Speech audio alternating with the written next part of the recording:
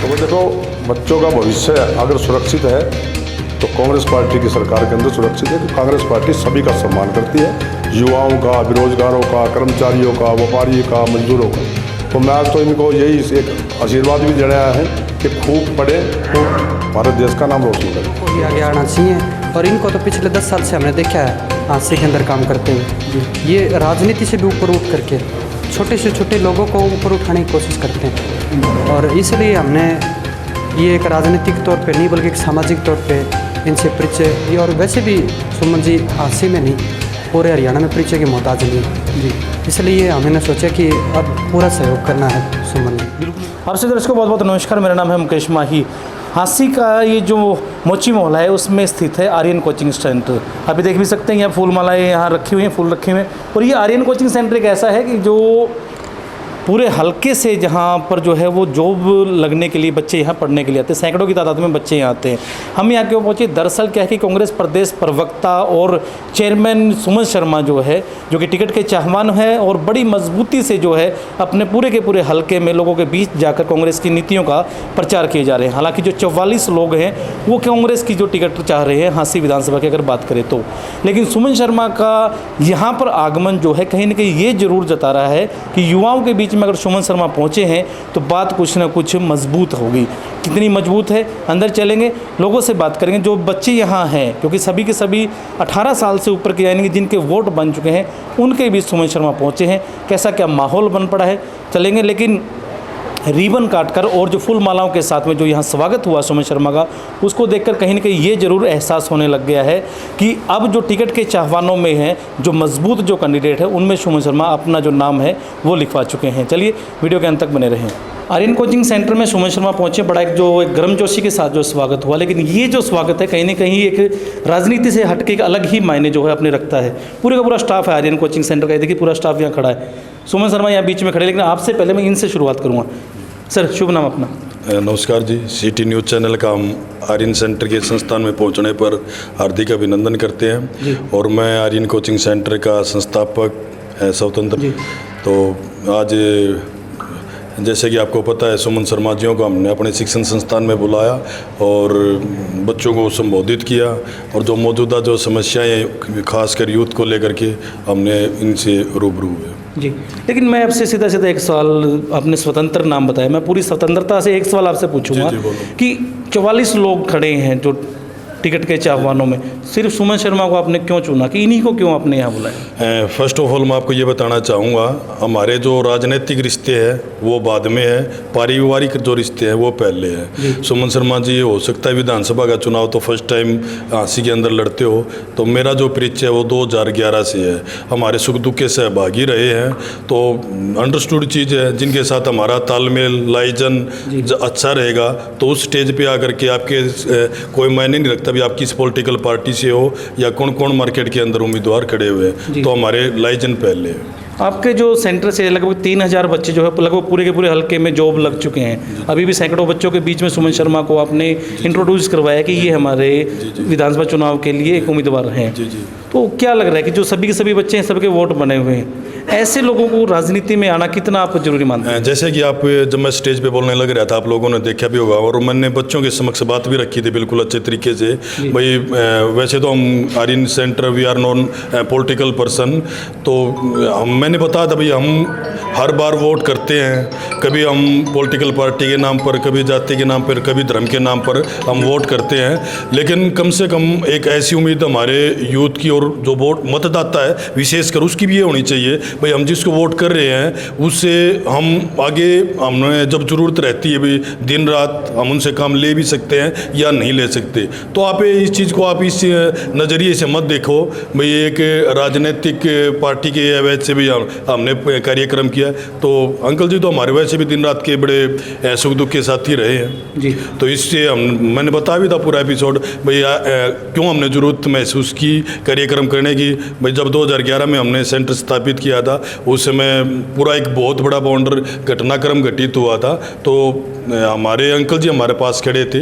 तो दिखती बात अब ये हमारा ये जो ह्यूमन नेचर जो हमारा सहयोगी बनेगा तो हम बिल्कुल सुख दुख का साथी, चाहे वो फिर किसी राजनीतिक पार्टी या किसी से हो, तो हमारा भी नैतिक दायित्व बनता भी हम भी उसका सहयोग करें। जी, एक और सर यहाँ खड़े हैं। सर शुभ नाम सर आपका? मेरा नाम सागर चौधरी सर।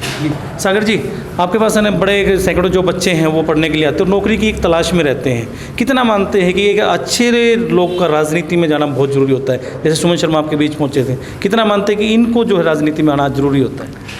इन्हीं का तो राजनीति में आना बहुत ज़रूरी है। आज तक जो राजनीति में आए हैं वो तो उन्होंने अपने पिछले देखा 10 साल के दौरान जो हुकूमत थी उन्होंने गर्त में डाल दिया पूरे मुल्क को जी।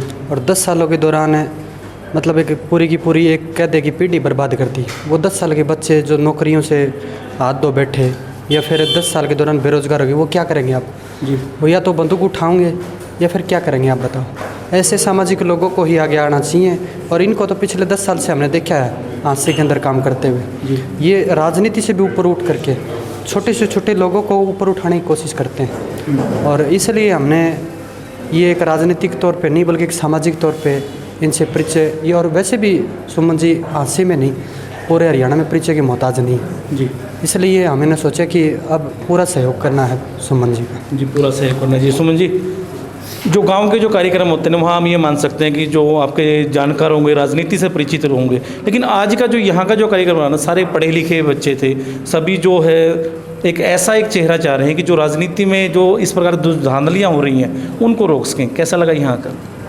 माही जी, सबसे पहले तो आर्य कोचिंग सेंटर में पहुंचने पर हमारे बेटे स्वतंत्र, जितना भी हमारा स्टाफ खड़ा है, पार्टनर हैं उनके जी, और जितना स्टाफ की मैडम हैं और सारे बच्चों जिन्होंने यहाँ बुला करके मेरे को मान सम्मान किया, फूल माला पहनाकर मान सम्मान किया, उनका धन्यवाद करता हूँ, स्वागत करता हूँ। दूसरा, देखो हमारे जो युवा बच्चे हैं, आज मैंने अपने स्पीच में भी बोला है कि इंडिया के अंदर सबसे ज़्यादा युवा है, वोटर भी युवा है। और जब युवा वोटर जिस पार्टी की तरफ आकर्षित होता है तो समझ लो उसको, उस पार्टी को कोई हरा नहीं सकता, चाहे वो सांसद का चुनाव हो, चाहे वो विधानसभा का चुनाव हो, चाहे वो लोकसभा का चुनाव, कोई भी चुनाव हो। जब कोई युवा उनके साथ लग जाते हैं तो वो चुनाव कभी हरा नहीं करता। तो आज यहाँ युवाओं ने सभी इकट्ठे हुए, मेरी बात को सुना, मेरी बात को समझा और मैंने भी उनको ये आश्वासन दिया है कि हमारी कांग्रेस पार्टी की सरकार आएगी, चौधरी भूपेंद्र सिंह हुड्डा जी मुख्यमंत्री बनेंगे। जैसे पहले युवाओं का मान सम्मान किया गया, चाहे वो फौज की नौकरी का बात थी, चाहे हमारी कोई भी सर्विस की बात थी, बच्चों की पढ़ाई की बात थी, बच्चों की कॉलेज की बात थी, उनके एडमिशन की बात थी और भिन्न भिन्न कोर्सों की बात थी। और जब युवा बच्चे जो खेल की तरफ आकर्षित थे, उन बच्चों को भी अगर पूरा प्रोत्साहन दिया कि अगर आप गोल्ड मेडल लेके आओगे तो आपको डीएसपी की पक्की नौकरी से सम्मान दिया जाएगा, कहीं कहीं पदक लाओ पद पाओ वाली जो पदक लाओ पदक। तो मैं तो इन बच्चों को यही कहूँगा, आज आपने यहाँ बुला करके मेरी बात को सुना है, बच्चों को यही कहना चाहता हूँ, खूब पढ़ो, अपने माँ बाप का नाम रोशन करो, प्रदेश का नाम रोशन करो और अपने जहाँ पढ़ रहे हो उन गुरुओं का नाम रोशन करो। और उन बच्चों ने आज मेरी बात को सुना है। देखो, मैं आपके स्पीच में बता रहा था, आज बच्चा कोई कोर्स कर पेपर देने के लिए जाता है, इस सरकार के दुर्भाग्य रहा, मैं कितने बार देखे, मैंने 25 बार देख लिया, अखबार में पढ़ लिया।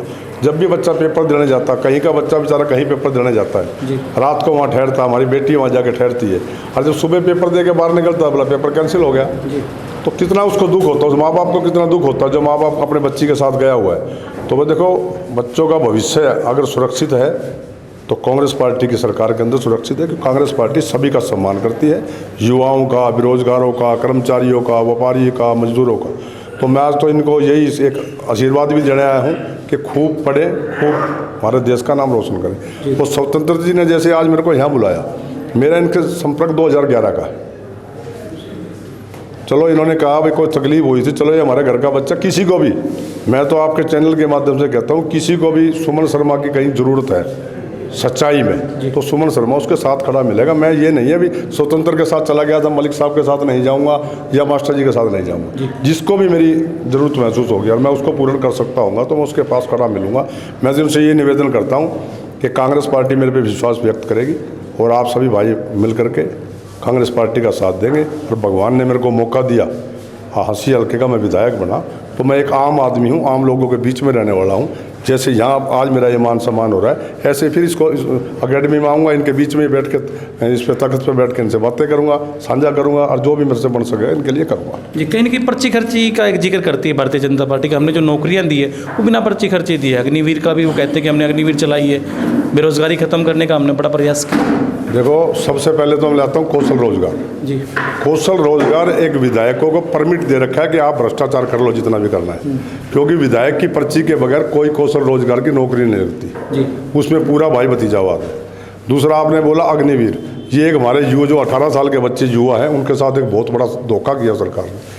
बच्चा जब उसका मन करता है कि मैं सेना में भर्ती होऊंगा, नेवी में भर्ती होऊंगा, जब वो 18 साल का बच्चा कोशिश करके, मेहनत करके, पूरी वर्जिश करके जब 18 साल का भर्ती हो जाएगा और उसको 22 साल में जब रिटायर कर देंगे, मैंने आपके नीचे भी बोला है कि 4 साल के अंदर आदमी निपुण ड्राइवर भी नहीं बनता, वो सेना का जवान कैसे बनेगा?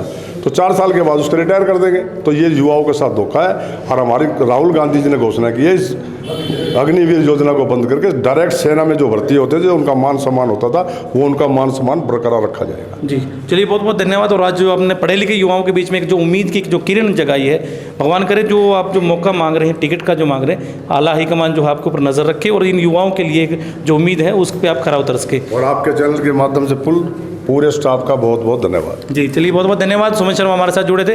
आर्यन कोचिंग सेंटर का ये जो आज का जो कार्यक्रम था, कहीं ना कहीं पढ़े लिखे युवाओं के बीच में सुमित शर्मा का पहुंचना और उनको एक उम्मीद जगाना कि बेरोजगारी जो है वो कोई ऐसी समस्या नहीं है जिसका निपटारा नहीं हो सकता। अगर सही हाथों में बागडोर दी जाए तो सब कुछ संभव है। आप क्या मानते हैं? कमेंट के माध्यम से जरूर बताएं।